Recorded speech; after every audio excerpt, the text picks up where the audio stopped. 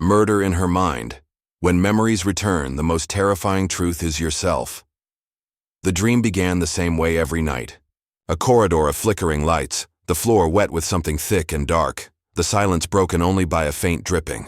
At the far end stood a door, half open, casting a thin slice of light into the void. Evelyn always walked toward it, even when every nerve in her body told her not to. And always, before she reached the door, she heard her name whispered in a voice she hadn't heard in years, Claire's. Evelyn woke with a sharp gasp, the echo of that whisper clinging to her chest like a hand around her throat. Sweat plastered her hair to her temples and her sheets were twisted, strangling her legs. She sat up in the dark, heart pounding, telling herself it was just a dream. Just a dream. Except it wasn't. Not anymore. For months, fragments of memories had begun to leak into her nights. Flashes of things she couldn't explain. A broken necklace. Red on her hands. The sound of laughter cut short. And Claire's face pale and frozen, as though pulled from the depths of water. Evelyn hadn't spoken Claire's name in years. Not since the night she vanished. Everyone said Claire had run away. She was volatile, unpredictable, desperate for escape. The police found no evidence of foul play, and eventually the case had gone cold. Evelyn tried to believe it. She had even convinced herself. But now in her dreams she saw something else. She saw herself there with Claire, on that night, and the images refused to fade when daylight came. Evelyn stumbled to the bathroom and flicked on the light. The reflection in the mirror startled her. The gaunt face, the hollow eyes rimmed with sleepless red. She gripped the sink, whispering that she wasn't losing her mind, though even her voice trembled with doubt. Somewhere inside her, a truth was scratching to be heard, one she wasn't ready to face. At work, she could pretend. The law office was sterile, its fluorescent lights unforgiving, but the routine dulled her thoughts. Colleagues avoided eye contact. Evelyn had a reputation for being distant, detached, but it was easier that way. It kept the questions at bay. She buried herself in case files, ignoring the pull of memories threatening to surface. Yet every sound, a slammed drawer, a passing laugh, the squeak of a chair, triggered flashes she couldn't control. A scream muffled by rain, a hand reaching out. Hers? Claire's? She couldn't tell. That evening, on her way home, Evelyn made a mistake. She took the long way, past the riverside where she and Claire once spent countless nights talking about their futures. The air smelled of damp earth and autumn leaves. For a moment, it almost felt normal. Then she saw it. On the rusted railing overlooking the water, scratched faintly into the metal, was a name. Claire. Her breath caught. It hadn't been there before, she was certain. She traced the letters with trembling fingers, half expecting them to vanish. But they were carved deep, etched into the iron like a wound. The dream that night was worse.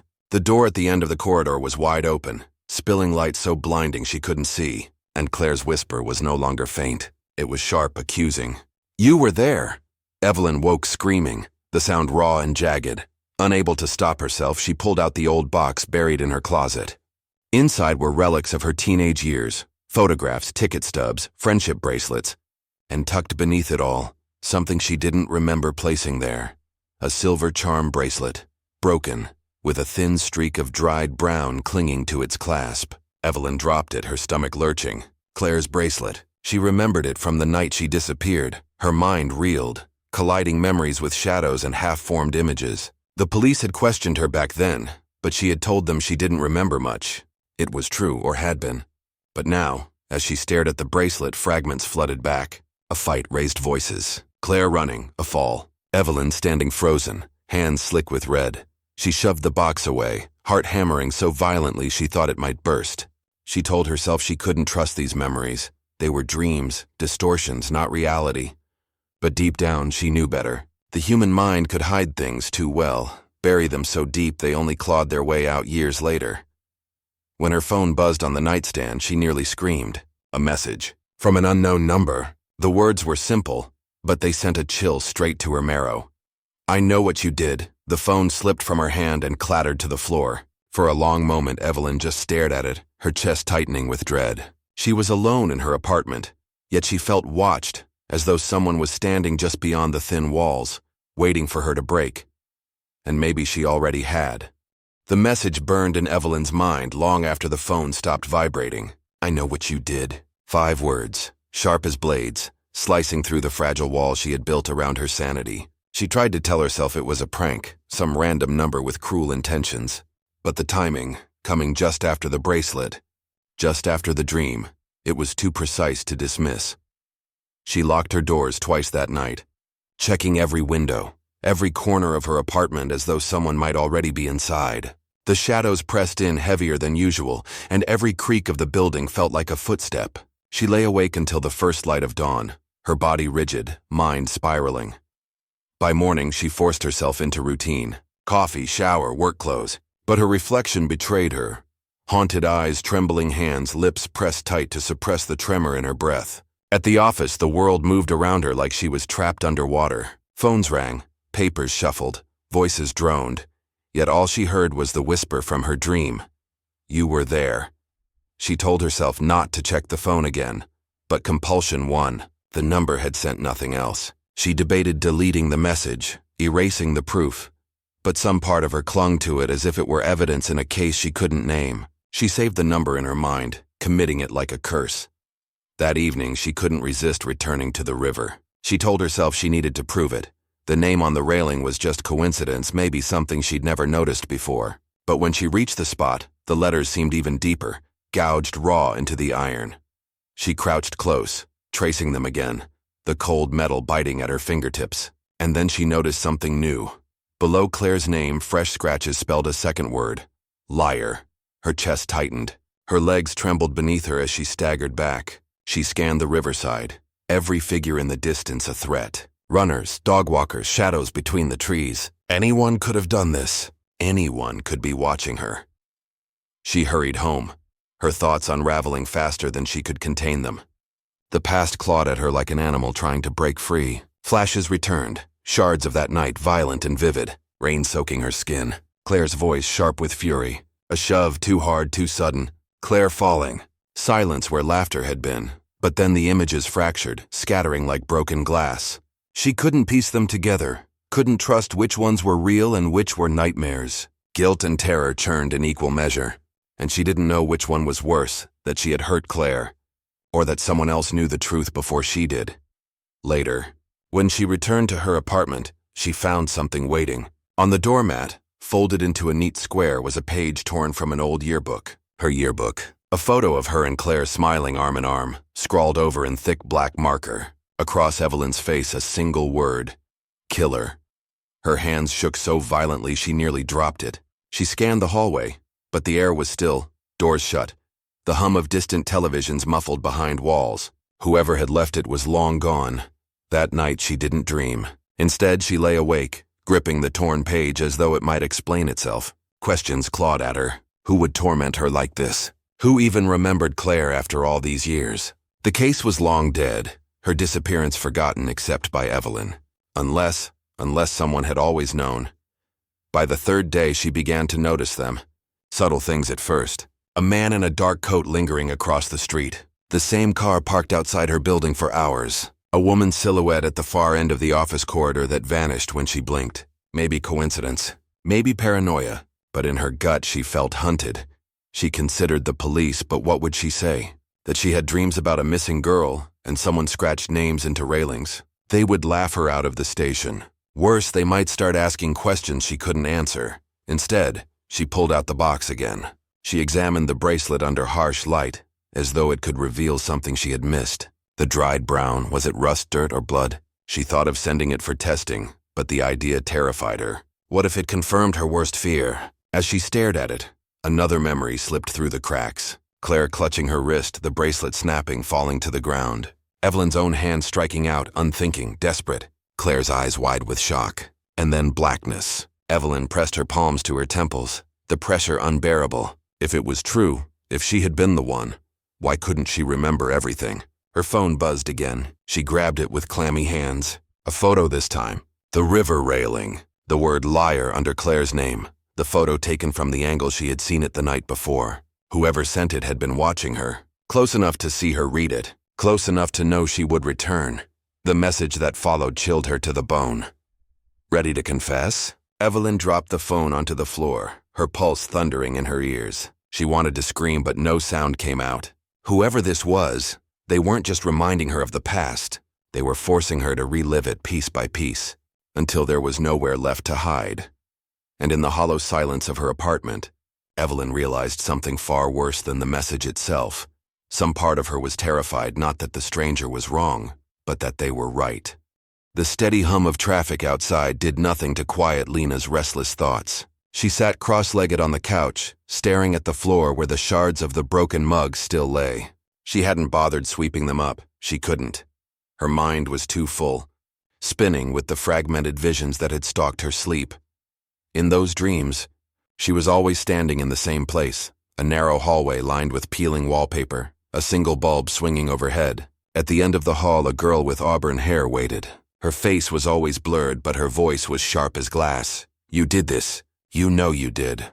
Lena pressed her palms to her temples, fighting the throbbing ache. Her therapist called it post-traumatic stress, a side effect of the accident that had nearly killed her months ago. But what kind of trauma conjured voices and half-erased faces? Her phone buzzed on the table, startling her. A text from David. "You missed our call again." "Stop shutting me out, Lena." She typed a shaky reply. "I'm fine. Just tired," but didn't send it. What would be the point? David had already started looking at her with that mix of pity and suspicion. The way people look at someone they aren't sure they can trust anymore. A gust of wind rattled the windows. She glanced up and froze. For an instant, she saw her reflection in the darkened glass of the window. But it wasn't quite hers. The eyes staring back were softer, wide, almost pleading. The auburn-haired girl.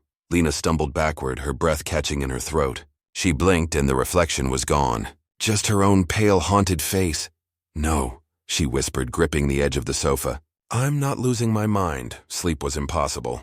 She spent the night pacing the flat, the floorboards creaking beneath her bare feet. Every time she passed the mirror in the hallway, she averted her eyes, afraid of what she might see staring back. By morning, exhaustion had etched itself into every line of her face. She decided she needed answers, not from dreams, but from the waking world. The photo. It had come to her in flashes during the night, an image of a young woman, tucked somewhere she shouldn't have been looking, but the memory was fractured, half-hidden. Still, she had to try. She tore through her drawers, cupboards, and boxes stacked in the corner. Old journals spilled out, receipts, half-burnt candles. And then, wedged behind a stack of books, she found it, a photograph, edges curled with age. Her hand shook as she lifted it. The auburn-haired girl stared up at her. Not a blur, not a trick of the glass. A real, tangible girl, smiling faintly at the camera. The background showed a crumbling stone wall, ivy creeping across it. Lena's stomach lurched. She didn't remember taking this photo. She didn't even remember meeting this girl. But here she was, captured in silvered paper, undeniable. The phone slipped from her fingers as she sat heavily on the floor. Her breath came in shallow gasps.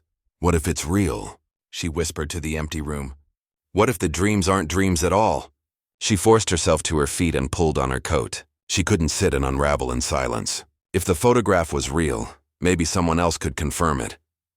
The library was nearly empty when she arrived, its echoing halls smelling of dust and polished wood. She headed straight for the records section, heart hammering as she flipped through old news clippings. Missing persons. Her fingers trembled as she turned page after page. And then, she froze. June 2019. The article was brief. Local woman Amelia Cross, 22, last seen leaving a cafe near the Harrogate station. Police continue to investigate. The grainy photo printed alongside the headline sent a chill through Lena's bones. The same auburn hair, the same faint smile, Amelia Cross. The name rang no bells, no memory sparked. But something inside her shifted, a sinking certainty she couldn't explain. The whispers from her dreams rushed back with dizzying force. "You know what you did." She dropped the newspaper, her breath ragged. The world outside felt sharper, colder when she stumbled back into daylight. She wrapped her coat tighter around her and hurried home, clutching the photo as if it might dissolve if she let go. Inside her flat, silence greeted her once more, but it didn't feel empty anymore. It felt watched. She placed the photograph on the table and stared at it until her eyes burned. She needed help, but who could she turn to? David would panic, drag her back to doctors and clinics, insist it was all in her head. The police would ask questions she wasn't ready to answer. Her thoughts spiraled until the walls seemed to close in. She clutched her head, whispering to herself, "It's not real. It's not real, it's not. A knock at the door cut her off. Her body went rigid. She wasn't expecting anyone. She crept forward, peering through the peephole. No one was there. Her pulse thundered as she slowly opened the door. The corridor stretched silent and empty, shadows flickering under the dim light. But when she looked down, her blood ran cold. A folded piece of paper lay on the doormat. With shaking hands, she picked it up and unfolded it. Inside was a single sentence written in bold. Jagged handwriting, "Remember her." The paper slipped from her fingers. Her knees nearly gave way. She slammed the door shut and locked it, her breaths coming in ragged bursts. Whoever had left that note knew about Amelia, knew about her dreams, knew about everything, and if they knew, maybe it wasn't just her mind turning against her. Maybe someone wanted her to believe she was a murderer, or worse. Maybe she really was. That night, Lena sat in the dark, clutching the note in one hand and the photograph in the other. Shadows pressed in from every corner of the flat. She didn't dare close her eyes, because if she did, she knew she'd see Amelia waiting for her again at the end of that hallway. And this time, Lena feared she wouldn't wake up. Rain lashed against the windows of the Harrogate Clinic as Lena sat in the dimly lit consultation room, her hands trembling against the polished oak table. The silence was unbearable, broken only by the steady tick of the wall clock. Dr. Hallstrom leaned back in his chair, his sharp eyes studying her as though she were a puzzle to be solved. "You say the voice is back," he repeated calmly, steepling his fingers. "It never left," Lena whispered. "Every time I close my eyes I hear her. The girl from my dreams. Sometimes she begs me to remember, other times she accuses me of murder." The doctor's face remained neutral, but his pen scratched across the notepad. "These recurring hallucinations suggest your trauma is unresolved. But Lena, are you certain it's only a dream?" Her chest tightened. The question clawed at her, because deep down she wasn't certain at all. The images were too vivid, too sharp. She could smell the copper tang of blood in those visions, feel the weight of her own hands shaking with guilt. "I found something," Lena blurted, pulling a crumpled paper from her coat pocket. She slid it across the table. It was the torn photograph she had unearthed behind the false panel in her flat the night before. The edges were scorched, the image faded, but one detail stood out clearly: the face of a young woman with long auburn hair. "Who is she?" Dr. Hallstrom asked softly. "I don't know," Lena admitted. Her voice cracked. "But I think she's the one I see in my dreams. And if she's real, then what if I killed her?" The air in the room seemed to thicken. The doctor glanced at the photo again, then at Lena. "This is serious. If you truly believe this, we need to contact the authorities. There could be a missing person involved." "No!" Lena's voice rose sharply, echoing off the walls. She stood abruptly, her chair clattering to the floor. "If I go to the police and if it's true, they'll lock me away. You don't understand, doctor. I don't trust myself. I don't know what's real anymore." Hallstrom regarded her carefully, then said, "Sometimes the mind buries truth when it's too painful to confront, but truth always claws its way back. You can run from it, but it will find you." Those words echoed in her head long after she fled the clinic. Outside, the storm had worsened. Lena's coat whipped in the wind as she stumbled through the narrow streets toward her flat. Every shadow stretched unnaturally long. Every passerby's face seemed to flicker with suspicion. By the time she reached her door, her nerves were frayed. But stepping inside didn't bring relief. The flat was too quiet, too still. A faint metallic scent lingered in the air. She froze. On the coffee table lay another photograph she hadn't left there. An identical image of the auburn-haired woman. But this time her eyes had been scratched out with violent strokes of black ink. Her stomach lurched. Someone had been inside. A floorboard creaked behind her. She spun around. Nothing. Just the empty hallway. Her pulse thundered. Slowly she edged toward the bedroom. The door was ajar. With trembling fingers she pushed it open. Inside, the room looked undisturbed, except for the mirror above the dresser. Words were scrawled across the glass in red lipstick. "Murderer!" Lena's scream caught in her throat. She stumbled back, nearly knocking over a lamp. The message glared at her, cruel and taunting. Her knees buckled, and she clutched the dresser for support. A whisper slithered into her ear, so close she swore someone was behind her. "You know what you did." She spun again. Still nothing. Just her reflection staring back, pale and broken. Shaking, she grabbed her phone and dialed David's number. Her brother's voice crackled through after several rings. "Lena? It's late. What's wrong?" I can't, David. Someone's been in my flat. They left. Messages, photographs. I don't know who's doing this, but I think it's connected to... Her voice faltered. To the dreams? There was a pause. Stay where you are, David said firmly. I'm coming over. Don't open the door for anyone else. The line went dead. Minutes crawled like hours. Lena sat curled on the sofa, staring at the smeared word on the mirror through the open bedroom door. Her mind twisted itself into knots. What if David didn't believe her? What if he thought she was spiraling again, just like after the accident? A knock rattled the door. Too soon. It couldn't be David yet, Lena, a voice called softly. A woman's voice. Her heart stopped. She crept toward the door. Who's there? The silence stretched. Then faintly, it's me. The voice was familiar, achingly so, the same one that haunted her dreams. The girl with auburn hair, her grip tightened on the doorknob. Rational thought screamed at her not to open it, but her trembling hands betrayed her. Slowly, she turned the key. The door swung open. No one stood there. The corridor was empty, silent except for the storm outside. A cold wind swept in, extinguishing the lamp beside her. Darkness swallowed the flat. Behind her, the whisper came again, this time unmistakably clear. You can't hide from me.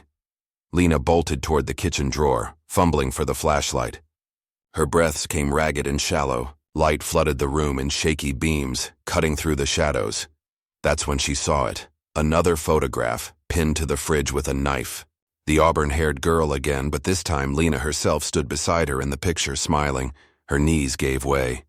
She had no memory of this moment, no recollection of ever meeting the girl, but there it was, undeniable proof. She collapsed onto the cold tiles, clutching the photo. Her mind screamed. Had she forgotten an entire chapter of her life? Or had someone planted these images to break her sanity? When David finally arrived, pounding on the door, Lena couldn't bring herself to answer. She sat frozen, the flashlight flickering in her lap, her reflection in the darkened window warped and unrecognizable. And in that distorted reflection, she thought she saw the auburn-haired girl smiling back at her. The days after her confession passed like a blur. Evelyn drifted through them, not sleeping, barely eating, existing in a state that felt less like living and more like waiting.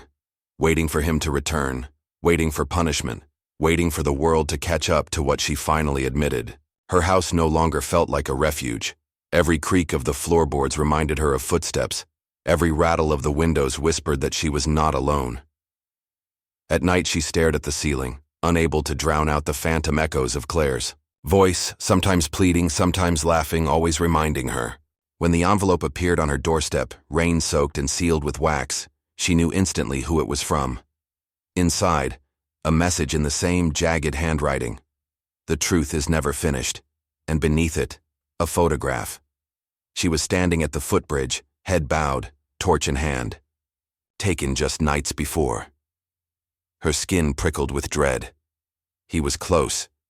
Watching. Always. But what could she do? Call the police and tell them she remembered shoving her best friend into the river years ago? That Claire's brother was hunting her? She would be dismissed as unstable, pitied as fragile. No one could save her. Only she could choose what came next. So she returned to the bridge. Dawn was heavy with mist, the water below restless, whispering with secrets. The boards groaned beneath her steps as if remembering that night with her. She stood where Claire had fallen, her body trembling but her voice steady. I'm here, she said, her breath curling into the fog. I won't hide anymore. A figure emerged from the whiteness, as if conjured by her words. Hooded, shoulders, broad, moving with a calm certainty that chilled her more than rage ever could. He stopped a few feet away, studying her with eyes that carried a storm of their own. You've carried the truth long enough, he said. His voice was low, ragged. But do you think you deserve to keep walking after what you've done? Do you think you deserve forgiveness? The wind whipped around them, tugging at her coat. Evelyn clenched her fists until her nails cut her palms. No, she said simply. I don't deserve it. But Claire doesn't deserve silence either. You want revenge, take it. But let the world remember her. Tell them who she was. Don't let her vanish. The hood shifted as he tilted his head, grief and fury battling in his face. He reached into his pocket and tossed something at her feet. Evelyn bent slowly, her heart lurching when she saw it. The bracelet. Claire's bracelet, tarnished but intact. The one Evelyn had dropped that night, the one she had left behind. "I kept it," he whispered. His voice broke, raw with years of buried pain. "Proof of what was taken from me. I thought if I made you admit it, I'd feel whole again, but I don't. I never will." The fog thickened, pressing in around them. Evelyn clutched the bracelet in her shaking hand, the cold metal biting into her skin. "Then what do you want from me?" she asked. His eyes burned through the mist. "I want you to live with it. Every day, every breath. That's your sentence." He stepped closer, so close she could see the water in his lashes, the fury carved into the lines of his face. For a terrifying heartbeat, she thought he would push her over the edge, let the river finish what it had started. Instead, he reached into his coat again, a recorder. Old, battered, the red light blinking. He held it up between them. "You confessed," he said. "Every word. It's all here." Her knees weakened. "You recorded me?" His mouth twisted into a grim smile. "Now it's not just between us. When the time comes, the world will hear what you did. You'll never escape it." And then, without another word, he turned and walked into the fog, the mist swallowing him whole, until he was nothing but memory. Evelyn dropped to her knees, the bracelet pressed so tightly into her palm that it cut her skin, blood mingling with rain. Her chest heaved, her sobs swallowed by the roar of the river. She thought confession would free her. Instead, it had bound her tighter than ever. The truth was not finished. It never would be. As the first rays of sunlight broke through the fog, Evelyn rose. The bracelet still warm in her hand, the phantom echo of Claire's voice in her ears. She whispered into the mist, "I will carry you, always." The river surged below, eternal and unyielding, and Evelyn knew she had been sentenced not to death, but to memory, a punishment far crueler. This, my dear friends, is the end of this story. But tomorrow another mystery will rise, another chilling thriller that will drag you into shadows you never thought to enter. So stay with us, subscribe, and prepare for more unforgettable stories that will keep you awake long after the last word.